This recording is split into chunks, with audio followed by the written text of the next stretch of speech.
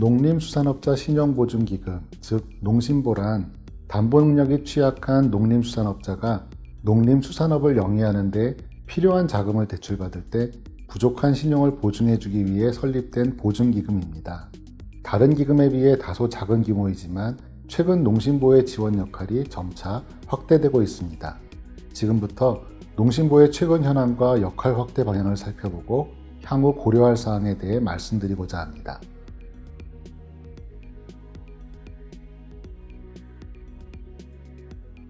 먼저 보증잔액 비중에서 나타나듯이 농신보는 법인보다는 영세한 농림수산업자 개인에 대한 보증 업무를 주로 담당하여 왔습니다.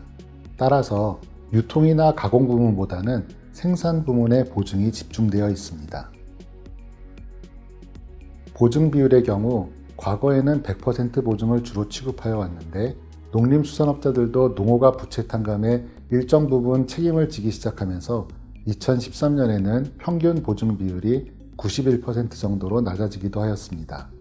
한편 2014년부터 지원 사업이 보다 확대되면서 신규 보증 금액 실적이 2013년 4.3조 원에서 2016년 6.3조 원으로 크게 증가하였습니다.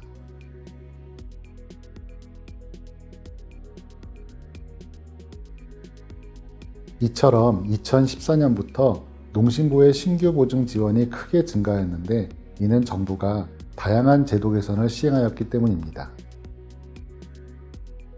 농림수산업의 전문화 및 대형화에 대한 지원이 미흡하다는 판단하에 첫째, 창업에 대한 보증 지원을 강화했습니다. 아직 농어업인이 아닌 젊은 예비 농어업인을 보증 대상에 포함시켰을 뿐만 아니라 귀농업자가 3년 이내에 농어업 창업 자금을 지원받게 되면 이에 대해 우대 보증을 제공하여 자금을 쉽고 저렴하게 이용할 수 있게 하였습니다. 둘째, 개인이 아닌 법인에 대한 지원을 강화하였습니다. 일반 법인에 대한 보증을 확대하기 위해 법인 보증료율을 전반적으로 인하하고 총 보증 금액의 20% 이내였던 법인 보증 한도를 40%로 확대했습니다.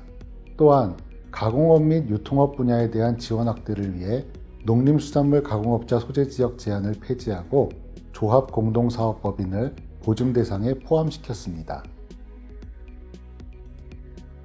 이러한 제도적 개선을 기반으로 개인 보증 잔액 비중과 생산 부문에 대한 보증 잔액 비중은 각각 낮아진 반면 보증 비율은 다소 높아졌습니다.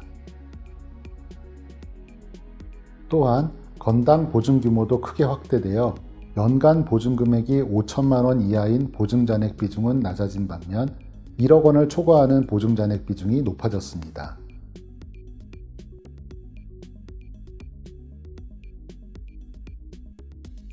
앞으로 농림수산업이 국제적인 경쟁력을 갖출 수 있도록 농신보의 역할을 계속해서 강화해 나가야 할 것입니다.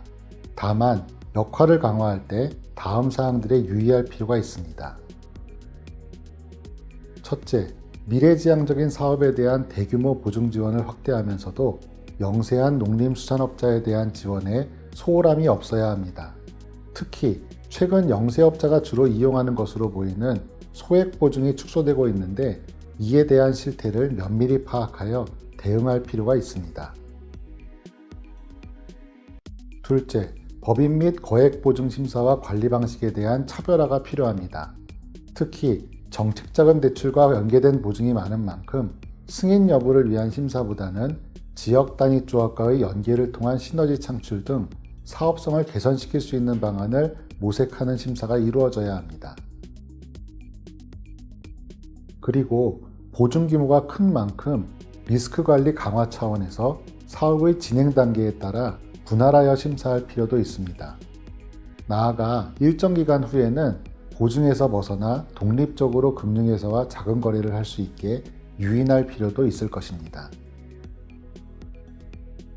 셋째, 지원 범위를 유연화해야 합니다. 최근 4차 산업혁명이 농림수산업에 다양하게 적용되고 있는데 그 가운데 정책자금 대출이 미처 지원하지 못하는 부분에 대해서도 보증으로 지원할 수 있는 체계를 만들 필요가 있을 것입니다.